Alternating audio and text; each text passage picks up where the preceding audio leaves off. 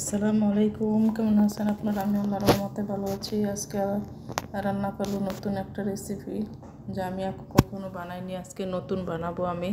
প্রথমে দিয়ে দিচ্ছি সরিষার তেল একটা কড়াইয়ের মধ্যে, তারপর দিয়ে দিচ্ছি কালো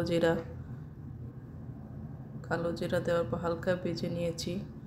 ভেজে নেওয়ার পর এই রেসিপিটা শুধু অল্প একটু সরিষার তেল দিলে অনেক মজা হয়। আপনারা অবশ্যই একবার ট্রাই করে দেখবেন। তারপরে শুকনো মরিচ দিয়ে দিচ্ছি। শুকনো মরিচ দেওয়ার পর একটু ভেজে নেব। তারপর দিয়ে দেব পেঁয়াজ, রসুন, কাঁচামরিচ। এই সবগুলো উপকরণ একসাথে ভালো করে ভেজে নেব। ভেজে নেওয়ার পরে তারপর অল্প একদম আস্তে আস্তে ভেজে নিয়েছি।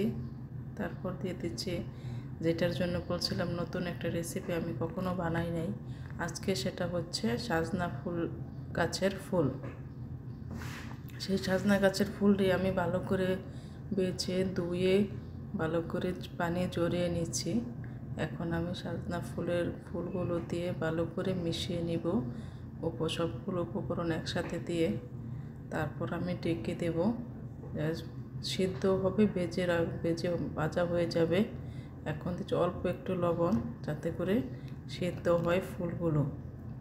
লবণ দেওয়ার পরে তারপরে আমি দিয়ে দেব অল্প একটু হলুদ, যেহেতু একটা কালার হয় ভর্তার, এই জন্য হলুদটা দিলে ভর্তাটা একটু কালার হবে, তাই আমি দিয়ে ভালো করে মিশিয়ে নিচ্ছি সবগুলো একসাথে উপকরণ।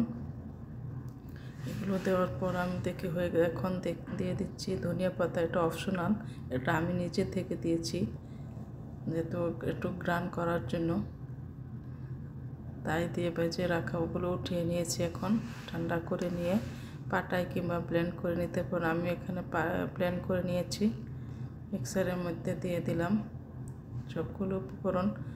এখন ব্লেন্ড করে নেব। ব্লেন্ড করে নেওয়া হয়ে গেছে। দেখুন একেবারে পাটার মধ্যে যেভাবে বেটে ভর্তা বানাতে ঠিক সেরকম হয়েছে, একদম ভর্তা। দেখুন কীরকম হয়েছে। ভালো করে ভর্তাটা বানিয়ে নেওয়ার পরে এখন গরম গরম ভাতের সাথে পরিবেশন করা যাবে। তারপর আরেকটা ভর্তা রেসিপি যা হয়েছে, পেঁয়াজ দিয়েছি, মরিচ দিয়েছি, রসুন দিয়েছি, সরিষার তেলে ভেজে নিচ্ছি। তারপর ভেজে নেওয়ার পরে এখন দিয়ে দেব সজনা পাতা। দুই ভর্তা একসাথে বানিয়েছি, যেহেতু এটাও বানাই, এই জন্য খেয়ে থেকে কোনটা কীরকম ভেজে নিয়ে ভালো করে ঠান্ডা করে ব্লেন্ড করে নিলাম। একদম ভর্তাটা পারফেক্ট হয়ে গেছে।